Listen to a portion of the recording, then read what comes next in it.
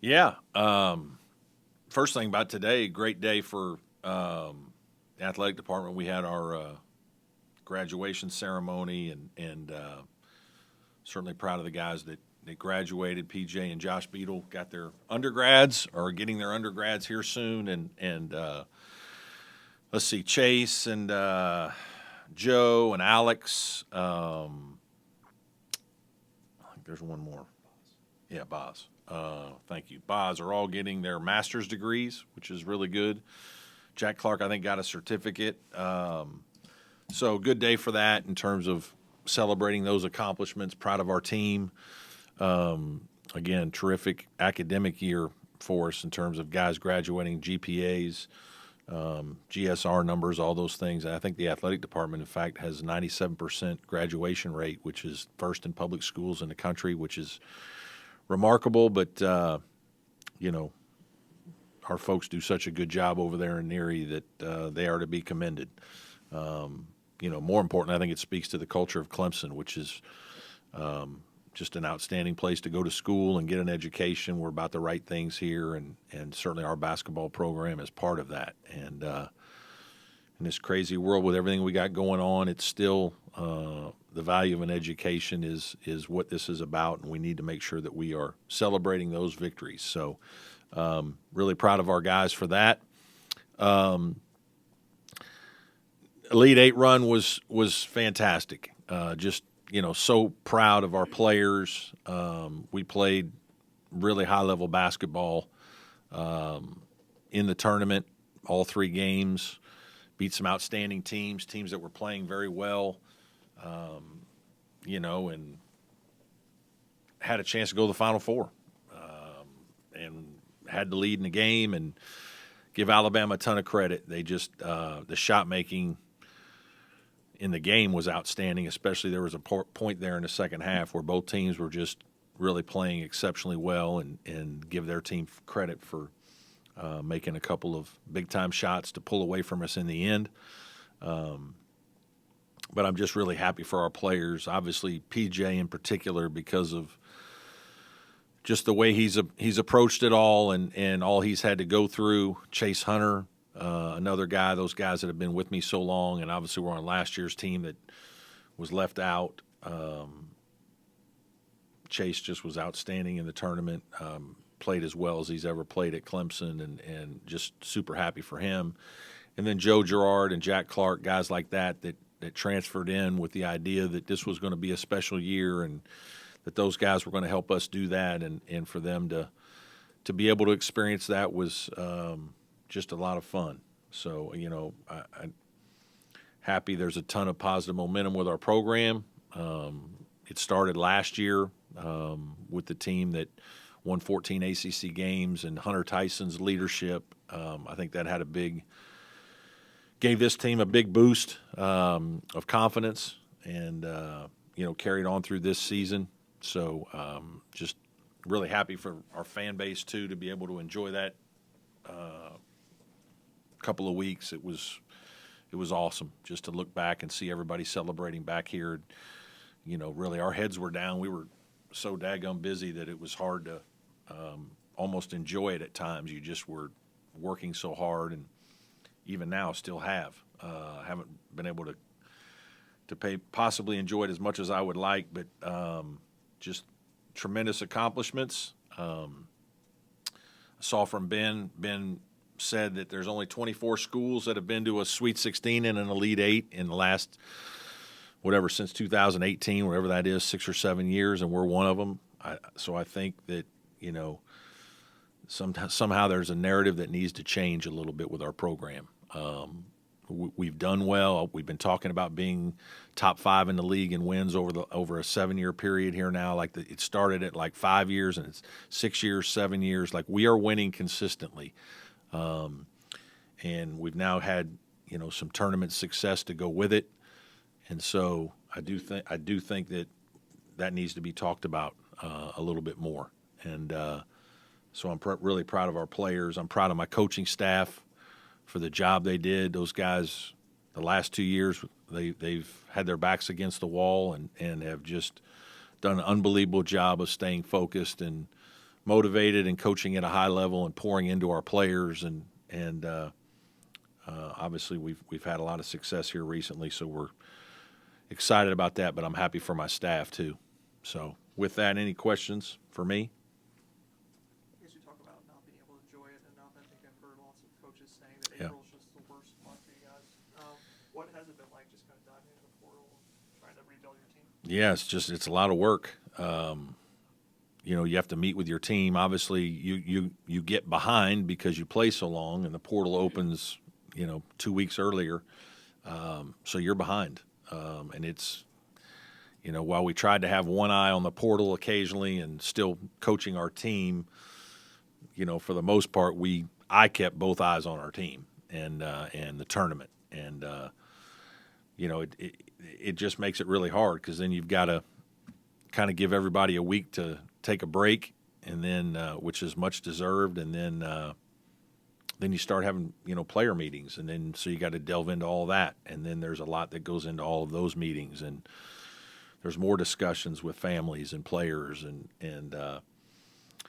so it just hasn't let up. You're gonna lose some guys, you're gonna be down some numbers, and you're trying to do a good job of researching the guys that you need to research that you want to add to your program, and you got to do a lot of work to do that. And so it's just constant phone calls and Zooms and meetings with people, and then trying to get into situations where you feel good enough about somebody to bring them on campus, give them an offer, and go from there. So it's we still need to add one or two more.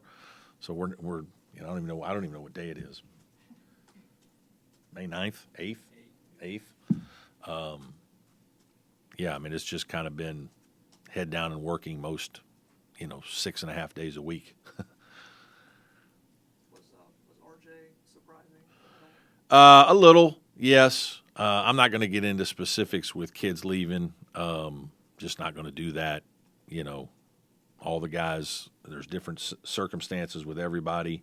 I'm grateful that I had the opportunity to coach him and all the guys. He's a terrific young man, and wish all our guys the best. But yeah, you're obviously surprised by some more than others. How much has the profile and the Elite Eight and all that helped with those conversations that you're talking about?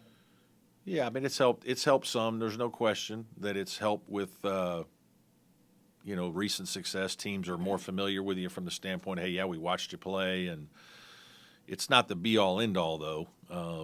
It doesn't – everybody's going to study their situation, and there's so many factors involved in transfers. Winning is part of it. Playing time, NIL, facilities, just, chance to play at the next level. Academics gets in there eventually, depending on the age of the kid. But it certainly has helped. We've had a lot of positive feedback, and people that have followed us, and when you start to dig in and when you have Zoom conversations with folks and you start putting recent success slides up there and you start matching it with some other people, folks are surprised, that we've done as well as we have. When you start adding the wins, and now you put a Sweet 16 in an Elite 8 and another tournament run just in the last 7 years. I mean, you're starting to separate yourself from a lot of folks, and people that you would be surprised.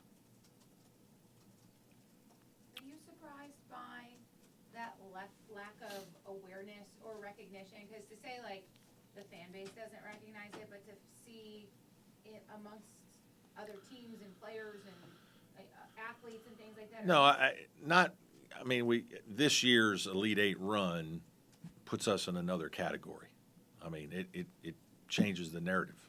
I mean, a Sweet 16 and an Elite, two Sweet 16s, an Elite 8 and a Sweet 16, however, whatever, just getting to those points. Hasn't been done at Clemson much at all. And to do it in this, close enough in this 6 or 7 year period to do it, you start to separate a lot of schools out. There's only 24, 5, I think, in our league. So that with the consistency of regular season winning in the league, I think that's the one that people haven't paid much attention to. And there's a lot of teams that have a good year and then have a terrible year. And we just haven't had those years, knock wood. We haven't always had we haven't won a league yet. That's still a goal. Certainly an ACC tournament, we have to do better. That's on me. But I mentioned, I don't know if it was last year or a couple years ago, I talked about taking Clemson to a Final Four, and that was my goal. And we were, minutes from it this year. In 2018, if we don't lose Dante Grantham, I think that team might be more talented than the team that we just had when they were healthy. Both teams could easily get there. Sometimes getting to the tournament can even prove to be more difficult than advancing. And there's a lot of things that can go into that. But, if you start to play really well, which we did, you build the momentum in basketball, and it really changes. And, what was so impressive about our run is the teams we beat. We beat the Mountain West champion we were number one on ESPN's list for upset in the NCAA tournament. And there were some articles that were written from the folks in this room that weren't very flattering. There was a lot of people in this room were questioning us, which fine. We won that game handily, and then beat Baylor, who was the 3 seed. Beat Arizona in the West. In Los Angeles, in front of about 15,000 Arizona fans. Those are big time wins now. So I'm just so proud of our players for playing as well as they did in the period they did, and for our whole school and fan base to be able to enjoy that was a lot of fun for all of us. When Joseph Girard visited on campus last season, talked about how camaraderie dealing with him. Yeah. And spent time with players and everything. With Jaden and Victor, was that kind of similar, or was that kind of different with PJ and Chase? Yeah, I think it was Victor was different. I think some of with Joe was just Joe having been in the league. I think Jaden, there was a respect with the league that helped, certainly in a familiarity. So I think that there's a natural, probably respect and kinship from having competed against each other. I told Jaden, don't be gloating when you come down here because they pounded us good. But he was great, and we're excited for both those guys. Jaden and Victor, I think, are both good players that are going to have immediate impacts on our team. We need to get one more front court guy for sure that can do that. But we like both guys. They're experienced. They're both very competitive. And so they bring some toughness and some competitiveness that I think this team needs, losing PJ and Joe. I guess going back to April, you talked about maybe moving the window back for you guys that are in the tournament. Are there any other things as coaches that you think can be done to make this month more manageable for that month? Not the way it is now. No. The length of it, by going all the way to May, it's to shorten it. I don't think the portal needs to be as long as it is. I think kids know. And so now you're dragging it all out. It lasts longer. You're waiting. Then you get more coaches get surprised. We really didn't, knock wood, we didn't have any surprises at the last 2-3 days of the portal. That's happened to a lot of people.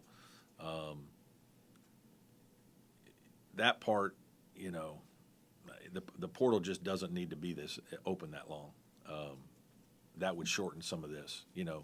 It's crazy because we made the decision to move the high school recruiting out of April and into May. I think it's May 17th or whatever.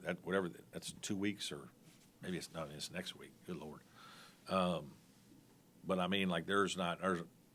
there are very few coaches right now thinking about high school recruits, and that would have all been going on while we're all dealing with the portal and that was a mess. It's been a mess for a couple years. We finally got that moved back, which will be better for everybody's focus on high school kids. But it's still too long, and it doesn't need to be 45 days.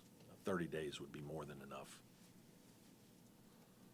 You mentioned NIL, and I don't know if you've really fully sort of reflected on the importance of that to you guys, as using that not just now but in previous years as a pretty big part of your toolbox. It's everybody's toolbox in men's basketball. I mean, and it's not just men's basketball; it's other sports too now. I was talking specific to this program Yeah. and how you guys have been able to use it to your advantage. Yeah, I think in our sport, if you're not involved in that and you're not fundraising, I'm doing a ton of fundraising, folks, and I have been for 14 years. One of the reasons why we were in the Elite Eight is because of all the fundraising, friend raising, whatever you want to call it, for 14 years. It's one of the reasons why we have a facility it's much nicer than it was. It's filling those premium seats. It doesn't just happen with NIL. It happens with improving your facilities. It happens with donor retention. It happens with getting folks to buy into your program enough that when this was new, that our people were involved and engaged to be able to support the guys on our team, to be able to be ready for this opportunity when it did show up. We were there to meet it. And, I do deserve a lot of credit for that. A lot. Because it's been a 14-year journey. And had we had a different coach, or a newer young coach at the time, it wouldn't happen. There had been no chance. So, that's obviously been a spot of mine, a little bit of a sore spot at times, because I think that's gone not as noticed as I would like. And obviously it's vital. I mean, in college basketball right now, NIL is a major factor in it. How much do you have to tell them, like, what the number? No, I don't get into all the specifics of that. There are rules that are involved with the collective and those kinds of things, but it's very involved. It's part of it's a tool that folks have to be successful. It's certainly something that folks are using to make decisions. I guess, do you think people have a sense that Clemson is pro NIL and that you I guys think, have those guys, I think there's a mistake here, because maybe football doesn't come out this way with Coach Sweeney. There's some things going on with football that guys are getting NIL. The basketball thing that I can tell you is that any program at this level has got to have an NIL package for their players, or you can't be successful. And so it's not just specific for Clemson. We're doing our part to try to do the best we can to make sure that our players are treated as well as they can be as also. Obviously, there are limits in all of it. Like, there certainly are a lot of folks that are. It's not hard to figure out who's some of the schools that are spending the most. You can easily see, and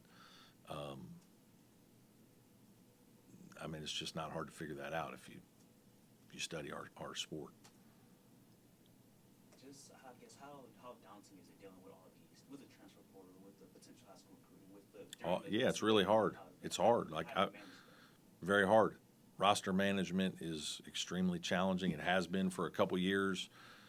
Again, the most difficult part of all of this isn't the NIL as much as it is there's no sit out.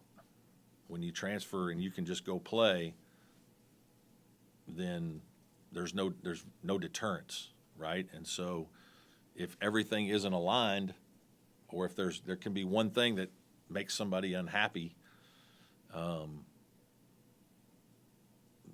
going to leave. And so that's a shame, because we're losing what we all want, which is fans want to see kids get better and develop, and they enjoy watching Hunter Tyson's and PJ Hall's grow as a player. I enjoy coaching young men and helping them develop both on and off the floor, building, long-lasting deep relationships through adversity and the challenges that go with being a young player to a senior. Doesn't mean you still don't enjoy all of our transfers. We've had a lot of transfers here that have done very well, and I'm thankful for all of them and have long-lasting relationships with them. But you do miss that part of college sports because there just aren't going to be, the senior nights are getting different. You're not going to see as many kids that are in your program for 4 years that graduate, and that's sad.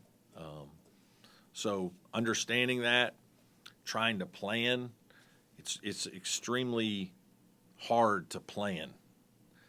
What's our team going to look like in 25? What will our needs look like? Because it's almost 100% that somebody's going to surprise you and leave, and that part makes it really hard. You mentioned before talking about like the inevitability of losing those numbers or losing people out of transfer portal as well as graduation. What can you speak on some of like the increased roles that you see from players like Dylan Hunter and Yeah. Chauncey? Yeah, no, obviously there's great opportunity for guys that are here. Chauncey Wiggins, I think has a chance to take a major step. I thought he took a good step this year. I thought he had a good year. He had a good sophomore year. He made some big strides as a player, started to get his back to the basket game going, made some big shots in games, started some games. I'm really proud of him. I think he's going to be a great player for us. Obviously, Ian Shefflin's development was unbelievably fun to watch, and I think a lot of our fan base was surprised by some of that. I don't think the coaches were as much, but I think he can take another step as a player, and that's fun for us to try to help those guys do that. Like, you want to get in the gym with them and work and help them take bigger roles. Dylan Hunter's going to have a chance to get better this year. He knows our system and compete and earn more minutes. Jake Heidbritter and Asa Thomas, two guys that Asa's been hurt a little bit, but really pleased with his work in the weight room. His legs have gotten bigger and stronger. I think he's got good swagger. I think he's going to be a good player. He reminds me of Hunter Tyson as a young guy. He's still probably a couple years away from being a really, really good player, but I just like his demeanor. Jake just is a worker.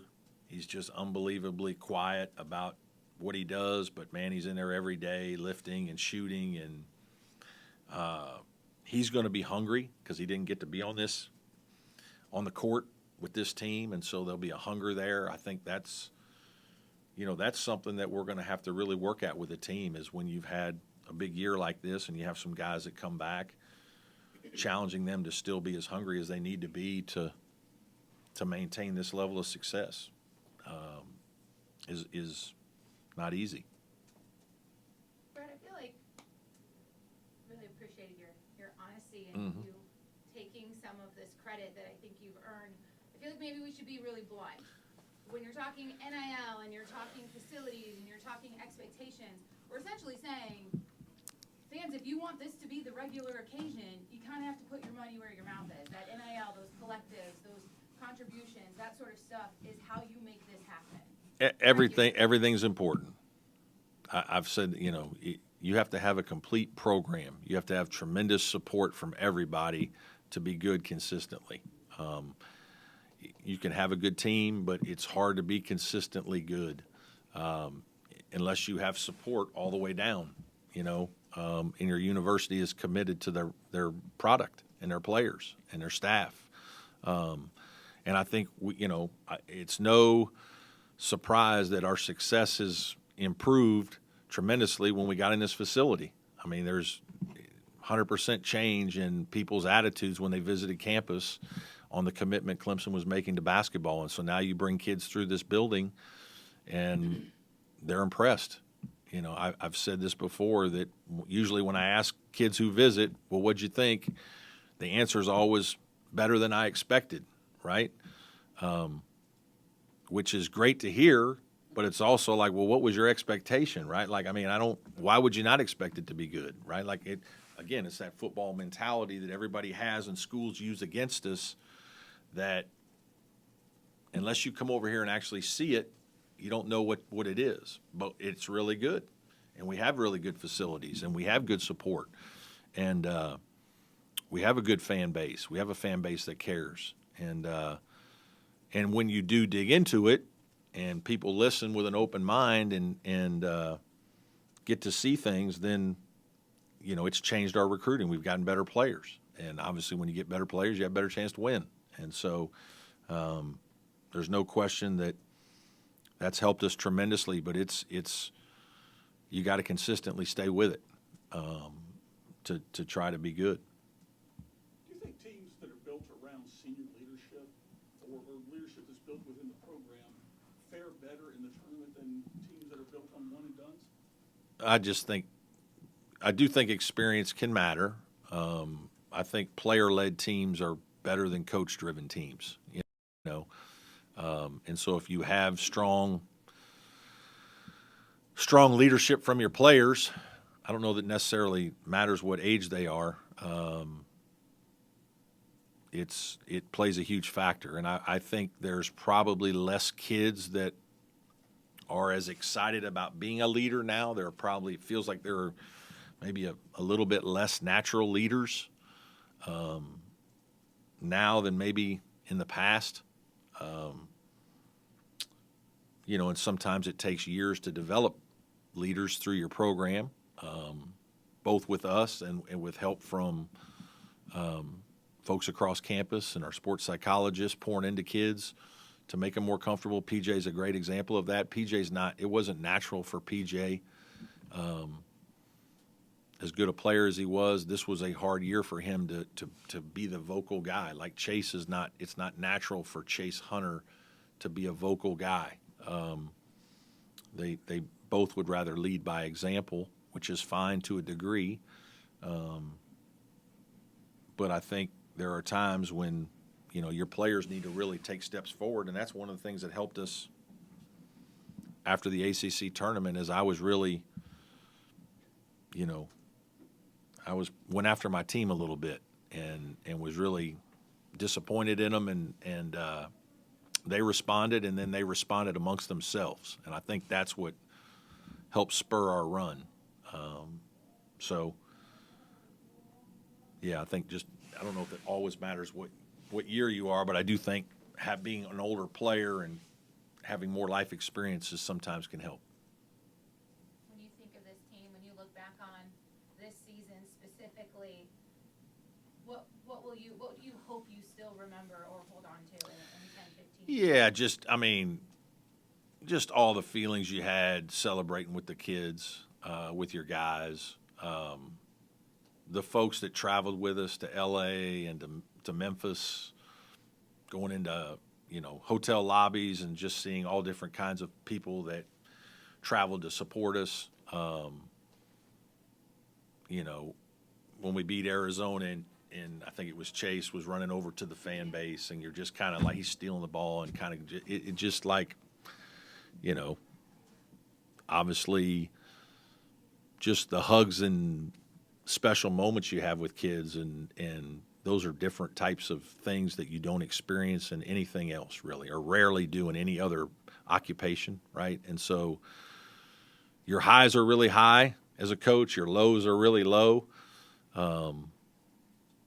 And when you get one of those highs, it's unbelievable, and everybody drops their guard a little bit, and we become way more human, and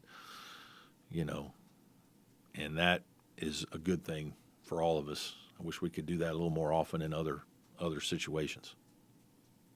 You look at a guy like Victor Locken, seems like he shot more threes last year, but is not exactly proficient at it yet. Is he more of a guy that's very post-centric, or do you think No, I think he'll play all over the floor. Obviously we have to help coach guys get better, but we like Victor's ability to play inside and out. Our offense the last couple of years has been a lot more of the high-low. We've kind of made some changes there a couple of years ago to really accentuate our players. We just felt like it fit, Ian and PJ especially, and then RJ was kind of a beneficiary this year, and he'll fit into that. He'll be able to play both spots and do some different things that way. I would expect him to shoot some threes for sure and make threes and stretch the defense, which is important. Yes, sir. Yeah, I'd love to hear a little bit about what PJ has meant to the program and what it would mean to you and to the program to see him selected in the draft. PJ's, I've talked about it a million times. He's one of my most special recruits. As much anything because he was a top player in the state that stayed home.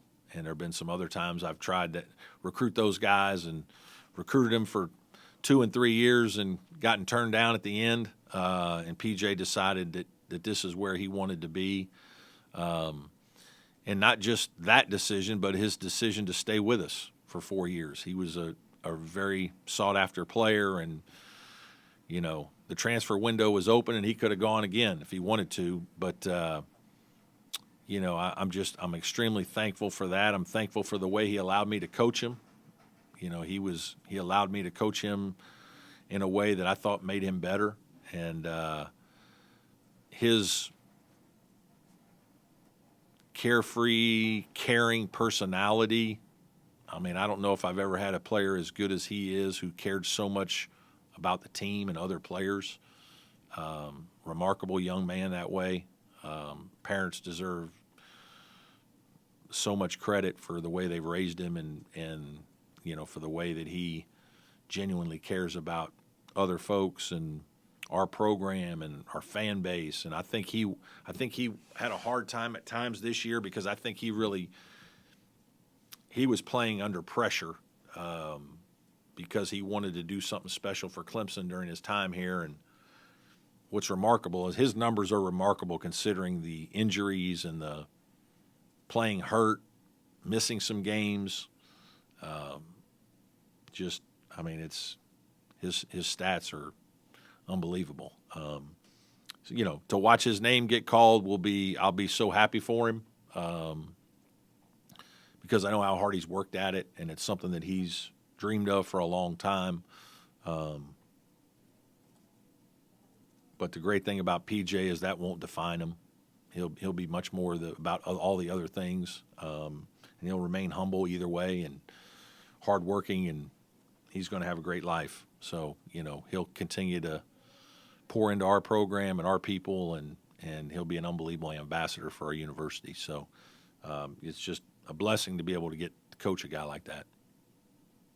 Talked about you need a big and maybe one other guy.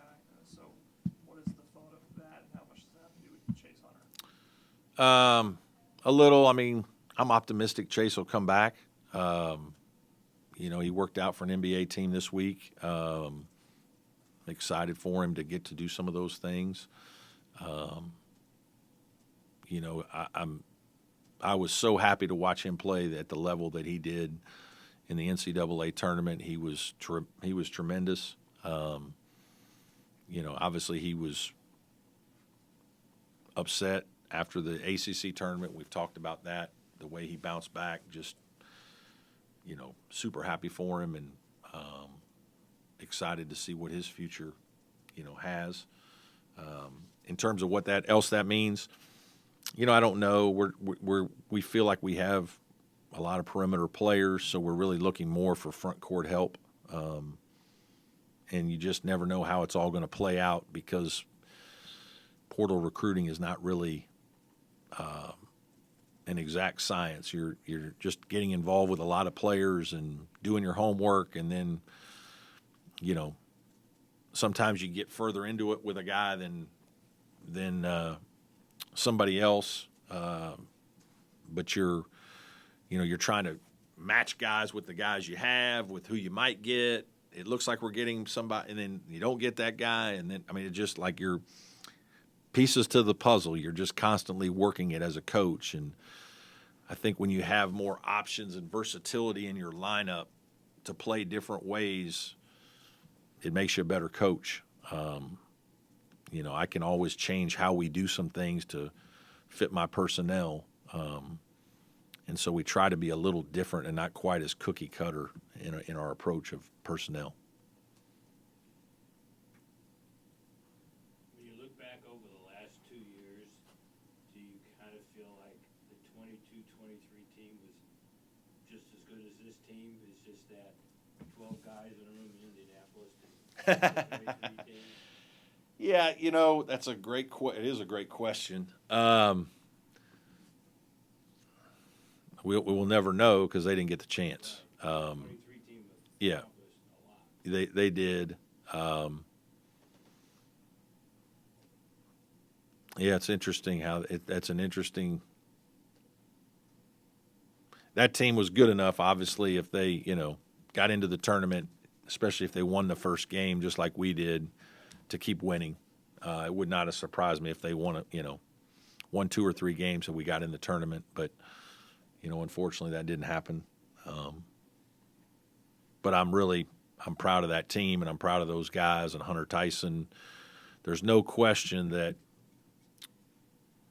that team having that kind of success, Hunter Tyson being the leader that he was, had an unbelievable effect on P.J. Hall and Chase Hunter. No question.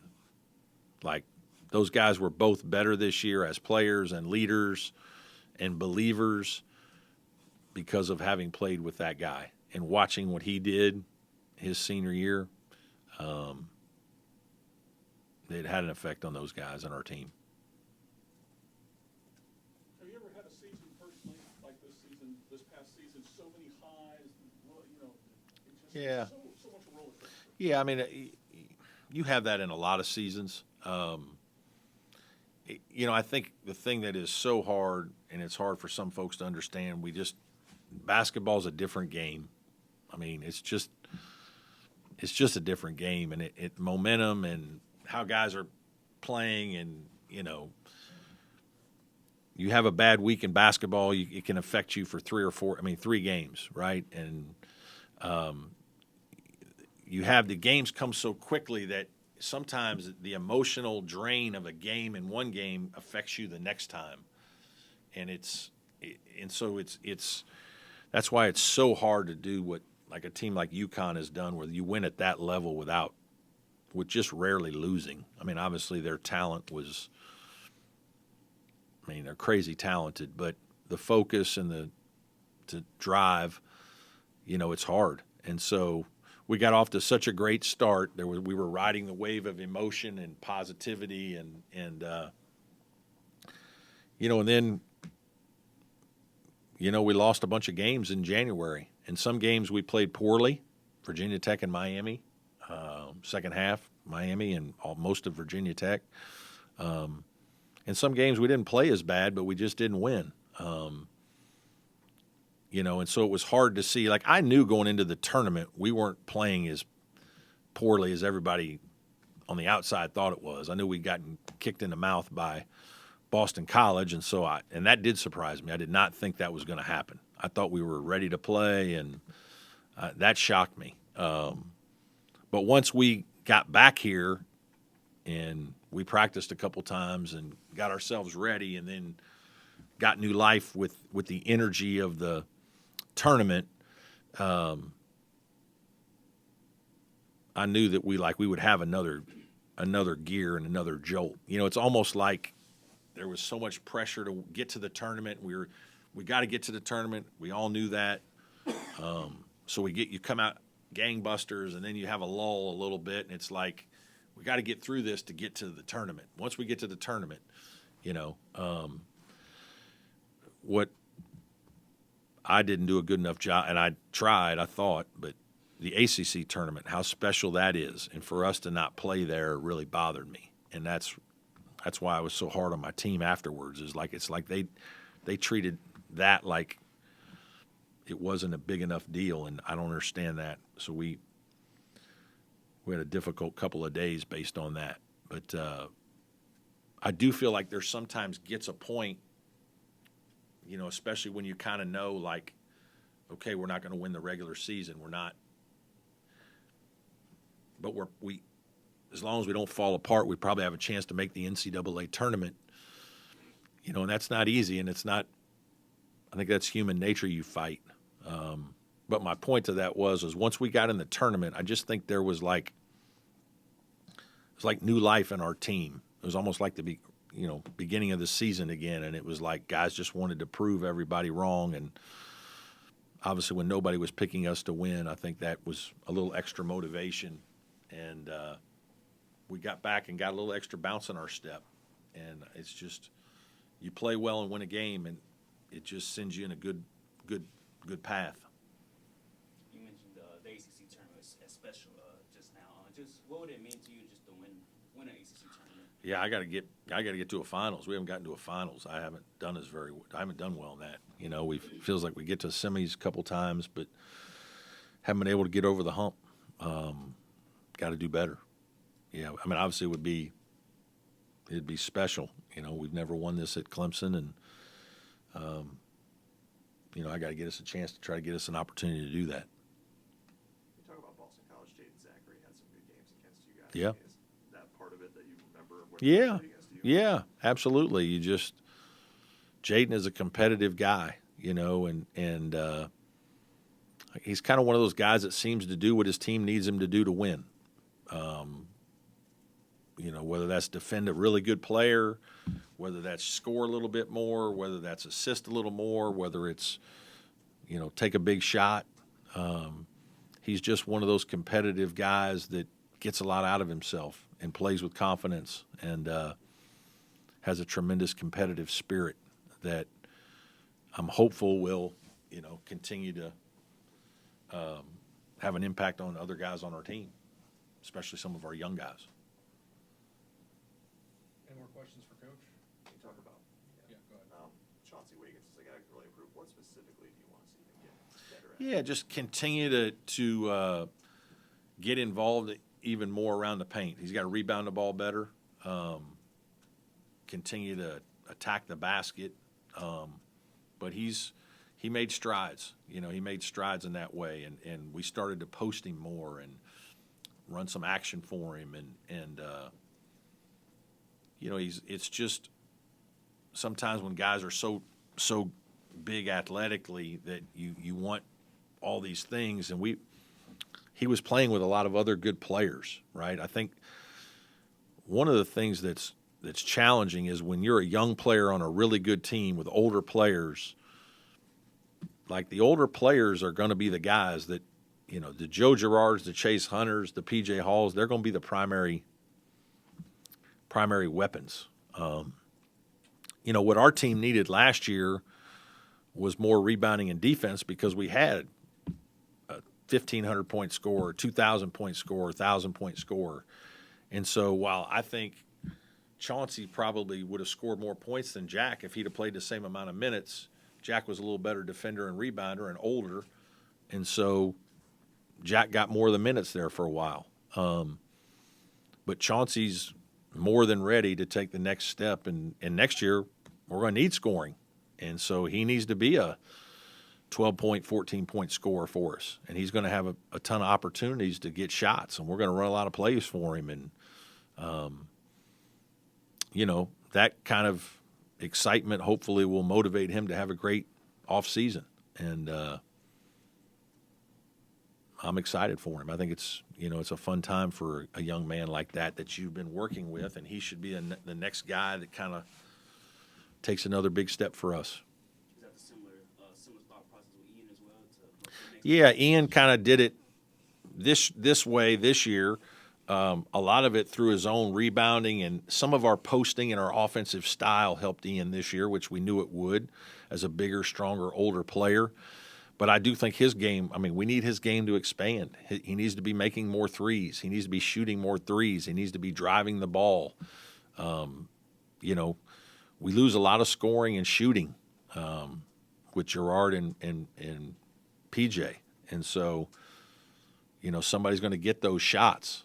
There's a lot of shots left for other players. And, the guys that have great off seasons and continue to work to improve, it's natural that those older guys would be the guys that would take the next steps and get those opportunities. I think it's just, have you had any discussions with administration about an extension, and do you feel like you need that to Yeah, we're in talks. So yeah, we're currently in talks and excited about that, and hope to get something done quickly. There's been a lot going on both sides over the course of